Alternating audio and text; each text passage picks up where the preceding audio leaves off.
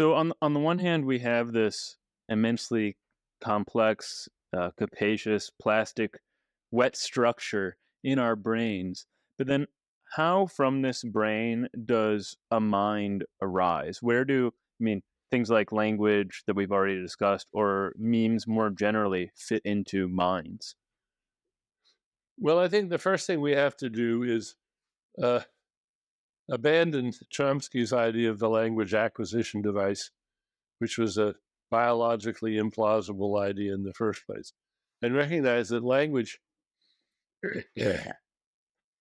is a socially transmitted technology. I'll use a term that Daniel Dorr, a wonderful Israeli linguist, Daniel Dorr has a book called The Instruction of Imagination about how language gets installed in people's heads and how they use it. And we can understand that uh, uh, it starts as cultural evolution.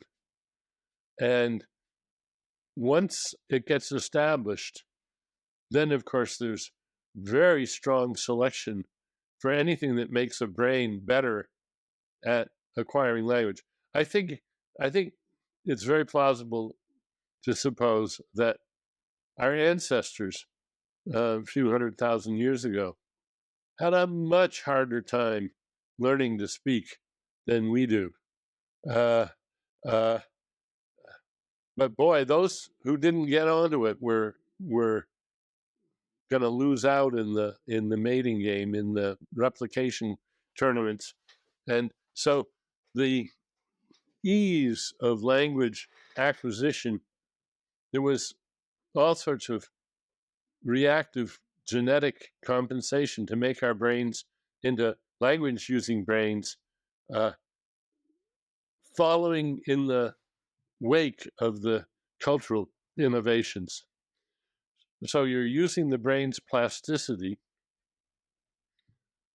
to invent witlessly, in most cases, invent novelties that catch on.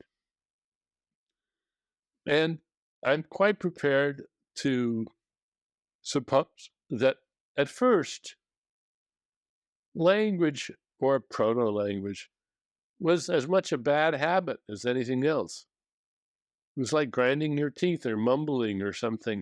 It was just something that, for one reason or another, people found rewarding, or it just was something they did, like scratching or itching or humming. It was like a nervous tick. But gradually, some of these afflictions, socially transmitted afflictions, began to be used for things. And they became words and sentences and promises and questions. And that made possible the creation of a mind that could ask a question and then answer it. And here's where Plato comes in. There's this wonderful passage in the Theaetetus where Plato likens knowledge to having an aviary filled with birds. And they're all your birds. Great, you got them.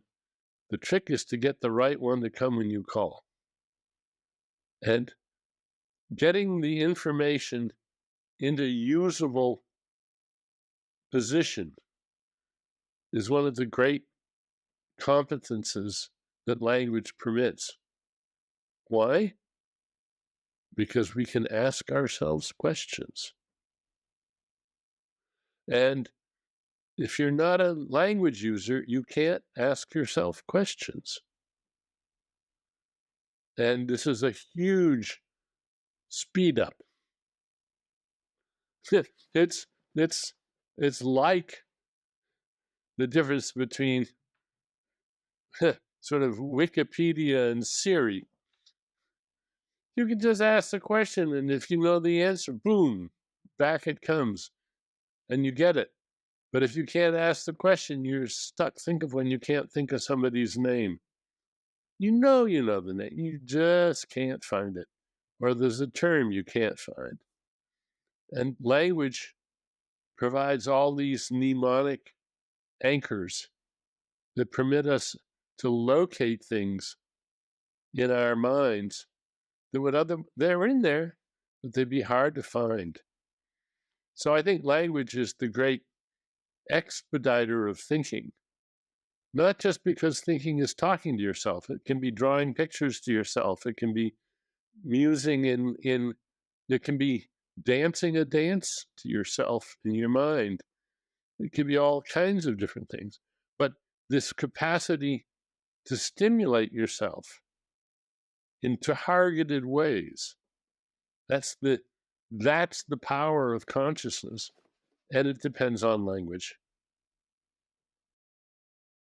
I'd just like to return to something you said a few minutes ago that really jumped out at me, and it was that you said it was highly plausible that our ancestors would have had a hard time learning to speak. And this had never occurred to me before, but it's so obvious when I think about it that we not only would have had a very difficult time learning language cognitively, but physically.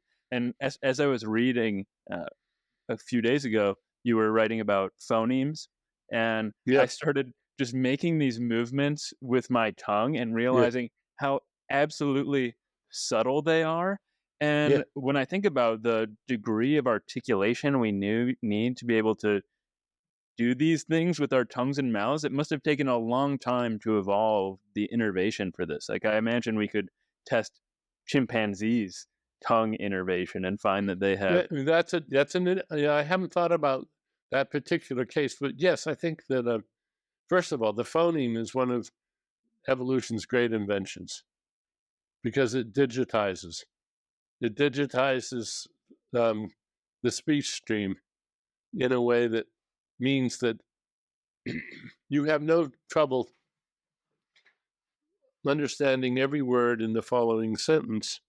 Um, is that an alligator on my kitchen table? But you know, but but if I'd said something in Arabic, you wouldn't be. You can repeat exactly the sentence I said in one tone of voice or another because these are you can regress to the norm. You've got all these correction devices. You've got basically von Neumann multiplexing built right into your language, so that uh, uh, you can distinguish pat from bat, from cat, from hat, all these different words, and effortless, but only because they're digitized.